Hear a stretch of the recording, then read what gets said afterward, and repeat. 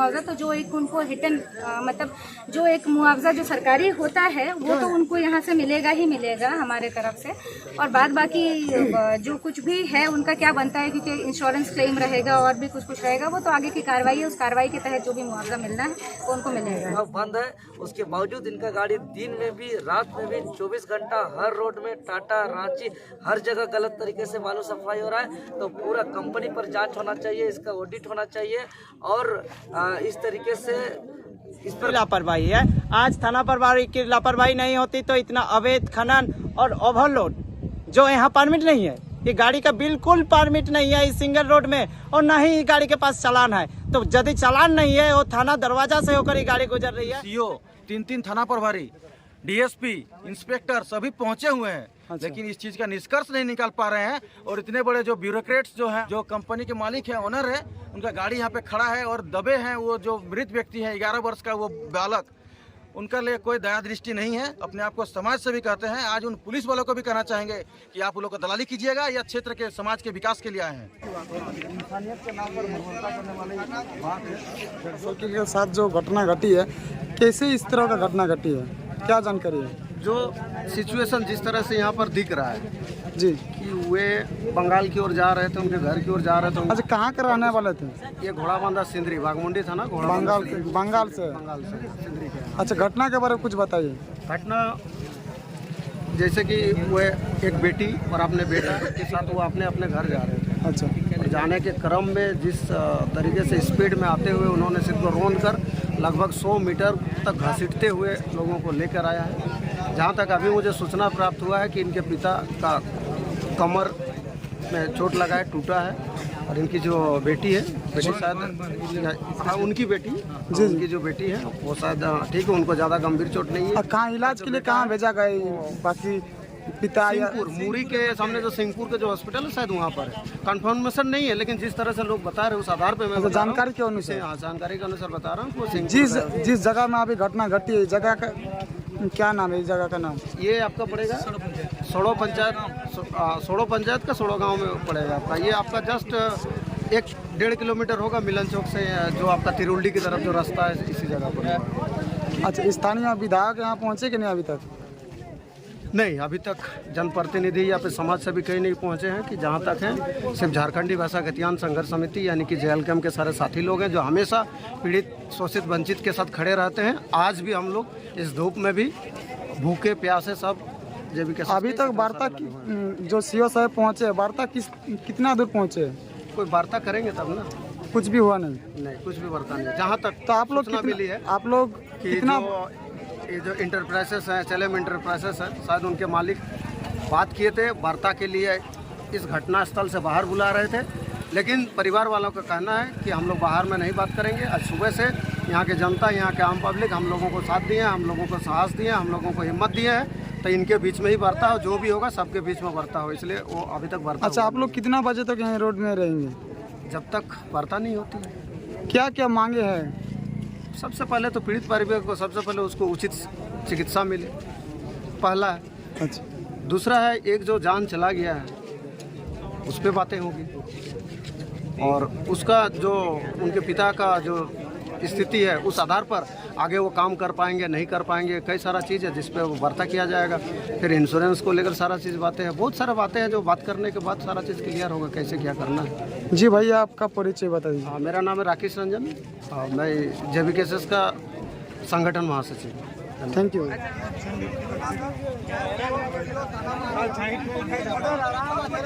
आज जो घटना घटी है मिलन चौक समीप में, वो घटना कैसे घटी है, क्या सब जानकारी है? देखिए, हमें जहाँ तक पता चला है कि सुबह करीबन 10 से 10:30 बजे के बीच जी जी एक 16 चक्का गाड़ी इधर से बालू लोड करते हुए ओवरलोड यहाँ से जा रही थी, जारगोडी से मिलन चौक होते हुए कहीं जा रही थी डंपिंग के लिए जी। तो इस जाने के दरमियान कोई एक बाइक सवार थे वहाँ पे, उसमें 2 भाई थे शायद और उनके पिताजी थे, और उसी में गाड़ी डिसबैलेंस हुआ और इतने हैवी व्हीकल्स जो इधर से जा रहे थे फुल स्पीड में, हमें जानकारी मिली है, और फुल स्पीड में जाते थे उन्हें रोंद के चल गई। अच्छा, बाइक सवार जो था हाँ। कहाँ का रहने वाले थे? देखिए, बाइक सवार जानकारी के मुताबिक बगल पड़ोसी राज्य सिंदरी के थे। अच्छा, हाँ, बंगाल सिंदरी के। तो जो स्थानीय जो सीओ है थाना प्रभारी पहुँचे? देखिए सीओ थाना प्रभारी तो पहुंचे हैं, लेकिन सीओ और थाना प्रभारी अगर एक मोबाइल भी चोरी होता है ना गांव घर में, तो सीओ और थाना प्रभारी तो सबसे आगे। मोबाइल चोर को भले 700 का ही मोबाइल क्यों ना हो, उसको 1000 रुपये का तेल जला के उसको दूसरा जगह से आना पड़ता है। आज इतना बड़ा मामला हो गया है, लेकिन सीओ, 3 थाना प्रभारी, डीएसपी, इंस्पेक्टर सभी पहुंचे हुए हैं। अच्छा। लेकिन इस चीज़ का निष्कर्ष नहीं निकाल पा रहे हैं। और इतने बड़े जो कंपनी के मालिक हैं, ओनर है, उनका गाड़ी यहाँ पे खड़ा है और दबे हैं वो जो मृत व्यक्ति है 11 वर्ष का वो बालक, उनका लिए कोई दया दृष्टि नहीं है। अपने आप को समाज सेवी कहते हैं। आज उन पुलिस वालों को भी कहना चाहेंगे कि आप उन लोगों को दलाली कीजिएगा या क्षेत्र के समाज के विकास के लिए आए हैं। अच्छा, जिसका जो डेट हो गया उनका नाम और उम्र कितना हो सकते हैं? नाम क्या था? सुनील महतो है और उम्र है 11 साल। अच्छा, क्या क्या मांगे रहेगा आप लोगों का? मांग देखिए, मांग कितना भी किया जाए उसके लिए कभी भरपाई नहीं किया जा सकता उसका मांग। तो उसका मांग को लेकर मैं तो चाहूँगा कि उनके परिवार परिजनों से ही मांग ये किया जाए, पूछा जाए, क्योंकि मैं उनके मांग को कभी पूरा नहीं कर सकता हूँ। अच्छा, कितना देर तक आप लोग रहेंगे रोड में? देखिए, रोड में अभी तक इसीलिए है कि दुर्घटनाएं घटित होती है, लेकिन दुर्घटना अगर किसी उस व्यक्ति के साथ हो जाए जो निष्पक्ष अपने निस्वार्थ भाव से अपने कोई दोषी ना हो, एक्यूज नहीं था, लेकिन उसके साथ वो घटना घटित हुई है और वो बेचारा 11 साल का लड़का सिधर गया स्वर्ग। अब उसके पिताजी, उसके भाई, उसके माँ को शायद पता भी नहीं है कि उसका बेटा इस दुनिया में नहीं है। अच्छा, कहाँ से कहाँ जा रहा था जो बाइक सवार था? उसके साथ मामा घर से, कोई रिलेटिव घर से, दीदी घर से, वो लोग, उसका बहन भी शायद वही कुछ है, उन रिलेटिव घर गए थे, वहाँ से वो लोग अपना घर गए जा रहे हैं। अच्छा। तो जिस जगह में घटना घटी, जगह का नाम क्या है? जगह का नाम यह है कि जारगोडी और मिलन चौक के बीच में है। अच्छा, हाँ, बिस्टा टाड़ के सामने। प्रशासन से कितना वार्ता अभी तक? देखिए, प्रशासन से किसी प्रकार का हमें कोई वार्ता अभी तक वर्तमान में नहीं हुई है। प्रशासन 1-2 बार आई थी हमारे पास वार्ता करने के लिए, लेकिन हम लोग साफ साफ कह दिया कि उन्होंने कहा कि लाश को उठाने दीजिए और तब तक आप लोग यहीं पे खड़े रहिए, हम लोग भी आपका समर्थन करते हैं। लेकिन हम लोग कहा कि अगर आपको ये लाश नज़र आ रहा है तो वो उस इंसान को सोचिए जो जिंदा होकर अपने आपको लाश महसूस करेगा, उसका माँ और उसका बाप और उसका भाई। तो उस पर अगर आपको इस चीज़ पर अगर कोई चिंता है तो उसका माँ बाप और भाई पर क्या चिंता होगी, उस पर भी आपको निष्कर्ष निकालना होगा। आपका परिचय दादा? मेरा परिचय है JBKSS केंद्रीय सचिव गोपेश महतो। Thank you.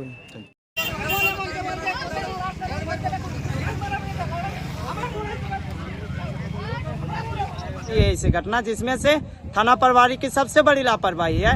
आज थाना प्रभारी की लापरवाही नहीं होती तो इतना अवैध खनन और ओवरलोड जो यहाँ परमिट नहीं है, ये गाड़ी का बिल्कुल परमिट नहीं है इस सिंगल रोड में, और न ही गाड़ी के पास चालान है। तो यदि चालान नहीं है और थाना दरवाजा से होकर ये गाड़ी गुजर रही है तो इसकी जवाबदेही, सबसे पहला जवाबदेही थाना प्रभारी की बनती है। और थाना प्रभारी यदि जवाब नहीं देती है तो मान लीजिए कि ये सब हरेलाल महतो का चेला है और हरेलाल महतो ही कानून को और थाना प्रभारी को चला रहा है। और ऐसे ही यदि चलाते रहेगा तो आए दिन ये अपने आप को कहते हैं, बड़े बड़े मंच में भाषण देते हैं, इनकी पार्टी भाषण देती है कि जनसेवा ही लज, हमारी सेवा जनसेवा है। ये जनसेवा नहीं, जन भक्कन है, ये जानलेवा हमला है, ये जानबूझकर हत्या कर रहा है आदमी को। आए दिन ये यदि MLA MP बनते हैं तो ये ना जान रहेगा, ना माल रहेगा, ना हमारे पास बालू रहेगी, ना हमारे पास आदमी रहेगा, सब कोई खत्म कर देगा। आज नहीं, इनका रवैया दिन प्रतिदिन बढ़ते जा रहा है, घटते नहीं। इस जन सेवा नहीं, जन का हत्या करने वाला शख्स है हरेलाल महतो। आज नहीं, ऐसे घटना हजारों घटना कर चुके हैं। दिया सुबह 10 बजे घटना घटा है, अभी रात्रि 10 बज के पार हो चुका है, 12 घंटा क्रॉस हो चुका है। और यह जो दर्दनाक घटना है यह बालू चोरी गाड़ी से हुआ है, जो ईचागढ़ का समाजसेवी कहते हैं, जो खुद को भूमिपुत्र कहते हैं, लेकिन 12 घंटा बालू चोरी के दौरान कुचलने से किसी का मौत हो गया, 11 साल का लड़का का, और अभी तक मिलने नहीं आया है, वार्ता करने नहीं आया है। यह बहुत ही दुर्भाग्य है। और आज हम लोग अभी बैठे हुए हैं, अड़े हुए हैं। अगर हम लोग का वार्ता अभी SDM साहिबा मैडम आई हुई है, DSP साहब आए हुए हैं, अगर हम लोग का डिमांड जो है 50 लाख का, अगर वो नहीं दिया जाता है तो हम लोग सीधा इंटरप्राइजेज के ऑफिस के गेट के बाहर हम लोग डेड बॉडी को लेके जाएंगे और 1 दिन 2 दिन 5 दिन वहीं पे गल जाए, वहीं पे सड़ जाए, वहीं पे रह जाएंगे। लेकिन इस पीड़ित परिवार को न्याय दिलाने के लिए संघर्ष जो है कि अंजाम तक जारी रखेंगे। ये लाठी चार्ज से हम लोग को कोई फर्क नहीं पड़ता, इससे हम लोग को डर नहीं लगता है। इस बदन पे पुलिसिया लाठी बहुत बार पड़ा है, कई थानों पर FIR हो चुका है, जेल तक का सफर हो चुका है, हॉस्पिटलाइज हो चुके हैं। ये लाठी डंडा का डर खत्म हो चुका है। हम लोग का जो 11 साल का नौजवान, जो हंसता खेलता लड़का, जो भविष्य में हो सके, जो एसडीएम और डीएसपी के माध्यम से लाठीचार्ज की बात कर सकता है, इससे बड़े अधिकारी पदाधिकारी बन सकता था। आज वो चला गया, उसका तो भरपाई कोई नहीं कर सकता है, लेकिन उस परिवार के लिए, राहत के लिए अगर सहयोग नहीं किया जा सकता है तो इससे बड़ा दुख तकलीफ लाठी डंडा एफआईआर और जेल नहीं है हम लोग के लिए। हम लोग पीड़ित परिवार को न्याय दिलाने के लिए हम लोग को लाठी डंडा जेल एफआईआर कुछ भी बर्दाश्त करना पड़े, हम लोग बर्दाश्त करने के लिए तैयार हैं। और हम लोग जब तक वार्ता सफल नहीं होगा तब तक हम लोग बैठे रहेंगे।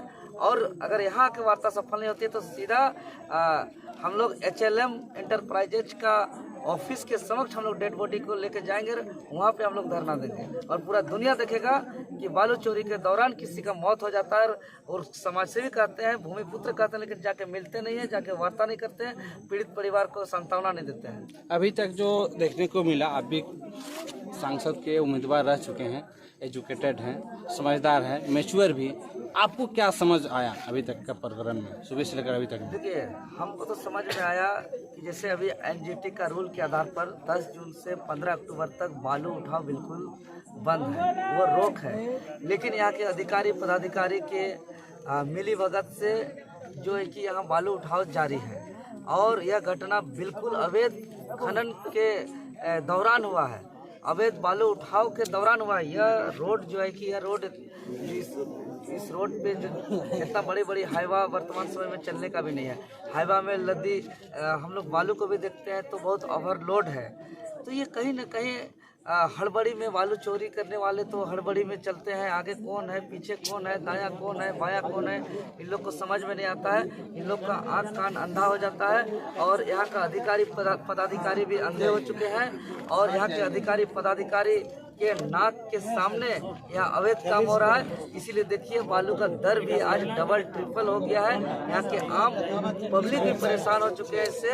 इसलिए निश्चित ही यहाँ यह मामला गंभीर मामला है, इसका जांच किया जाए कि यहाँ जो अवैध तरीके से यहाँ हमारा प्राकृतिक साधन संसाधन का भी लूट हो रहा है, उसका भी बर्बादी हो रहा है। आम पब्लिक को जो सहूलियत दर पर जो बालू मिलता था उसको भी डबल ट्रिपल दाम से बालू लेना पड़ रहा है, क्योंकि ये चोरी का बालू है। तो ये बहुत बड़ी जांच का विषय है, जांच किया जाए पूरे इनका HLM इंटरप्राइजेज को कि कितना एनजीटी रूल के आधार पर जब उठाव बंद है उसके बावजूद इनका गाड़ी दिन में भी रात में भी 24 घंटा हर रोड में टाटा रांची हर जगह गलत तरीके से बालू सफाई हो रहा है। तो पूरा कंपनी पर जांच होना चाहिए, इसका ऑडिट होना चाहिए और इस तरीके से इस पर कानूनी कार्रवाई भी होना चाहिए। देखिए, अभी तो वो लोग हमको कुछ नहीं, हम लोगों को कुछ नहीं बताए हैं डिमांड उनका क्या है। बस वो खाली कह रहे हैं मुआवजा। तो जो एक उनको रिटर्न मतलब जो एक मुआवजा जो सरकारी होता है वो तो उनको यहाँ से मिलेगा ही मिलेगा हमारे तरफ से। और बाद बाकी जो कुछ भी है उनका क्या बनता है, क्योंकि इंश्योरेंस क्लेम रहेगा और भी कुछ रहेगा, वो तो आगे की कार्रवाई है। उस कार्रवाई के तहत जो भी मुआवजा मिलना है वो उनको मिलेगा। मतलब काफ़ी देर हो गई, दिन के 10 बजे से रोड जाम है, आखिर काफ़ी लेट से समाधान की वार्ता चल रही है, आखिर क्या है? देखिए, ऐसा है कि अभी तो हमको जब पता चला है तो हम लोग आए ही हैं इसको ये करने के लिए, क्योंकि जैसा हम लोग सुन रहे हैं कि जो आपको खुद भी देख रहे होंगे कि ये लोग अगर वार्ता करना भी चाह रहे हैं तो लोग वार्ता करने नहीं दे रहे हैं, सब आपस में ये कर दे रहे हैं। तो एक आपको सामंजस्य पे तो आना पड़ेगा ना, बीच में तो आपको एक मिडिल पे तो आना पड़ेगा ना। जब कोई कुछ यहाँ से अगर कोई ट्राई भी कर रहा है तो आप उसको फाड़िएगा तो थोड़ी हो पाएगा उससे। जी बिल्कुल है, अभी सामने बैठे हुए हैं, यही उनके बड़े भैया हैं, वार्ता में गए हुए थे और वार्ता में तो एक मैंने वार्ता का कोई मतलब ही नहीं है, सिर्फ और सिर्फ वार्ता के नाम से इसको डराया गया, वार्ता के नाम से पीड़ित परिवार को धमकी दिया गया। बोला जा रहा है कि बाइक का भी जो है कि पेपर को चेक किया जाएगा, बाइक चलाने वाले का ड्राइवरी लाइसेंस को चेक किया जाएगा, बाइक का पोल्यूशन सर्टिफिकेट को चेक किया जाएगा, बाइक का जो है कि रजिस्ट्रेशन को चेक किया जाएगा। अरे भाई, किसी का मृत्यु हुआ है, उस परिवार का सहयोग के लिए, उस परिवार के साथ खड़ा होने के लिए कोई भी नहीं है। आप देख सकते हैं यहाँ बगल में जो गाड़ी है, इसी गाड़ी से उसका मृत्यु हुआ है। लेकिन मारे गए हैं वो आपके कौन लगे और क्या कुछ घटना हुआ बताइए तो। वो मेरा फुआ का बेटा है, हम उसका मामा का बेटा। इसमें कौन क्या क्या हुआ है, किनका क्या हुआ है? देखिए, मेरा फूफा था, और मेरा फूफा का भाई का बेटी था और मेरा फूफा का बेटा था। मेरा फूफा का बेटा का जो है मेरा भाई है, उसका एक्सीडेंट होकर वो डेथ कर गया। और जो लड़की थी बच्ची, उसका तो अभी इलाज चल रहा, पूरा घुटना पूरा टूट गया, हाथ वगैरह का एक्सीडेंट में माथा में सिर में सब दर्द वगैरह कुछ मतलब खर्च लग गया है। और मेरा फूफा का जो है वो घुटना टूट गया है, कमर टूट गया है और माथा में सिर में चोट है। अभी प्रशासन आपके साथ वार्ता कर रही थी और जो पार्टी है वो भी वार्ता कर रही थी, क्या कुछ वार्ता हुआ? तो अभी वार्ता जो हुआ कि एसडीओ मैम आई थी, बोली कि जो इसका जो मालिक है, मालिक का जो उसका जो क्या बोलते हैं मतलब उसका जो आदमी लोग आया था, उन लोग से हम लोग को हमको साइड लेके बोला कि देखो हम लोग आपको 1 लाख रुपया देंगे और इतना हम लोग को बोला कि कुछ नहीं देंगे। और जो है 18-20 लाख रुपया जितना मिलेगा तो मालिक से हम दिलवा देंगे इंश्योरेंस का, और कुछ नहीं बोला गया। अभी आप लोगों का क्या मांग है? देखिए हम लोग का डिमांड है 50 लाख, क्योंकि 3 गो इंसान का हादसा हुआ, एक इंसान का नहीं। एक इंसान तो डेथ कर गया, ऐसा नहीं कि जो बच्चा है या अभी एसडीएम से ऊपर तक चल जाता है, ऐसा नहीं। अभी बच्चा है, अभी क्या उम्र में क्या कर लेगा क्या पता, किसी को पता नहीं, लेकिन डेथ कर गया।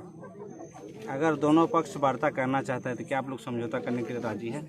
हाँ, समझौता के लिए रेडी है, लेकिन देखिए हम लोग का जो डिमांड है उसमें ये तो घर का मूल की दाल बराबर, ऐसा बात नहीं होना चाहिए। बस हम यही क्लियर करते हैं। आपका परिचय बताइए। मेरा नाम है राजेश महातो, मेरा गांव है नवाडी, पोस्ट ऑफिस आरनवाडी, झालदा।